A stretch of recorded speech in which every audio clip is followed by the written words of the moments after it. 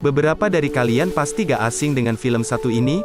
Film yang berjudul The Chronicles of Narnia, The Lion, The Witch, and the Wardrobe yang dirilis pada tahun 2005. Film yang bercerita tentang 4 saudara yang bernama Peter, Susan, Edmund dan Lucy. Mereka berempat harus mengungsi ke rumah Profesor Diggory Kirk akibat terkena dampak Perang Dunia II. Dan saat mereka sedang di rumah, mereka menemukan sebuah lemari ajaib. Mereka mencoba memasuki lemari tersebut dan alhasil mereka menemukan dunia lain.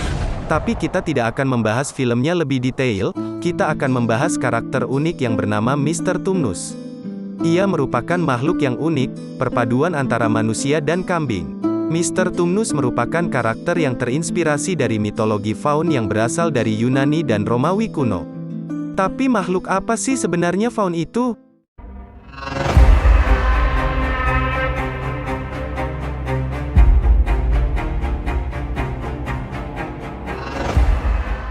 Faun adalah makhluk mitologi setengah kambing dan setengah manusia. Mereka adalah karakter populer dalam mitologi Yunani dan Romawi kuno.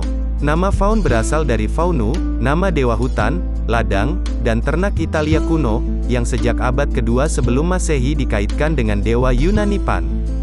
Faun terkenal karena kecintaan mereka pada hutan, musik, wanita cantik, dan pada umumnya bisa membuat orang-orang yang mereka temui terpesona saat melihat mereka.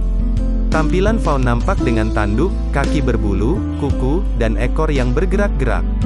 Mereka mungkin tidak terdengar seperti karakter yang paling indah dan rupawan, tetapi yang harus digarisbawahi, faun memiliki daya tarik tersendiri yang tak terbantahkan. Di atas pinggang, makhluk hutan ini memiliki tubuh laki-laki yang tampan dengan kaki yang lentur. Di bawah pinggang, mereka memiliki 2 kaki kambing, yang membuat mereka menjadi penari yang sangat gesit. Meskipun mereka tidak terlalu menyukai pakaian, mereka suka menghiasi diri mereka dengan mahkota daun dan buah beri dari rumah hutan mereka. Faun adalah makhluk periang, dan mereka memiliki bakat untuk mencerahkan hati orang lain. Jika ada seseorang yang dihadang oleh sekelompok faun, diyakini orang tersebut tidak akan lolos dalam waktu dekat.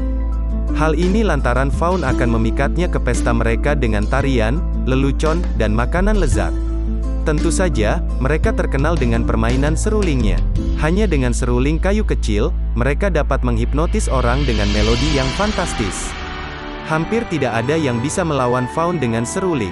Sebenarnya, kekuatan seruling mereka telah membuat beberapa dari mereka bertindak, memikat para pelancong ke dalam hutan, di mana mereka tersesat, atau mencuri hati gadis-gadis cantik dari yang lain di dunia. Dalam mitologi Yunani, faun diasosiasikan dengan Pan, dewa penggembala, alam pegunungan liar, padang rumput, kebun berhutan, kesuburan, dan musik pedesaan. Faun bergabung dengan Pan dalam pesta pora dan bertindak sebagai pelayannya saat dia membutuhkan bantuan. Sebagai imbalannya, Pan memberi mereka alat musik khasnya yaitu seruling Pan. Seperti banyak dewa Yunani, Pan akhirnya diturunkan ke budaya Romawi dengan nama baru, Faunu. Selain dengan Pan, faun dan makhluk mitologi lainnya seperti satir memiliki kesamaan yang mencolok dalam penampilan dan kepribadian. Namun mereka adalah makhluk yang berbeda. Seperti faun, satir juga menyukai musik, wanita, dan pesta. Tetapi bedanya, mereka jauh lebih polos daripada sepupu mereka yang periang. Diketahui, satir adalah makhluk mitologi yang licik, dan mereka bisa benar-benar merusak jika ingin bersenang-senang, berapapun biayanya.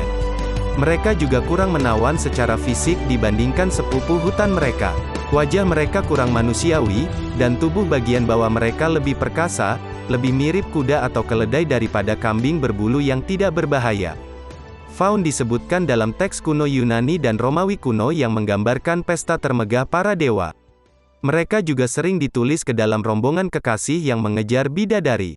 Misalnya, mereka mengikuti pawai Bakus, setengah dewa yang mengembara di bumi mengajari manusia cara mengolah kebun anggur sebelum melakukan pawai yang mulia pulang ke Yunani, dan dalam mitos Vertumnus dan Pomona, mereka adalah pesaing Vertumnus untuk hati Pomona yang indah.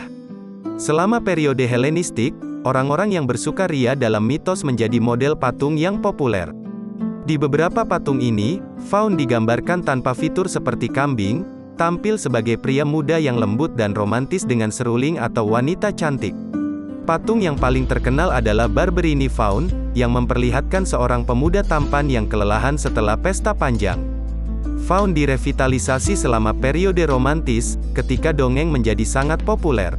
Mereka dipisahkan dari dewa tua mitologi Yunani dan Romawi dan menjadi makhluk hutan yang mandiri dan ajaib.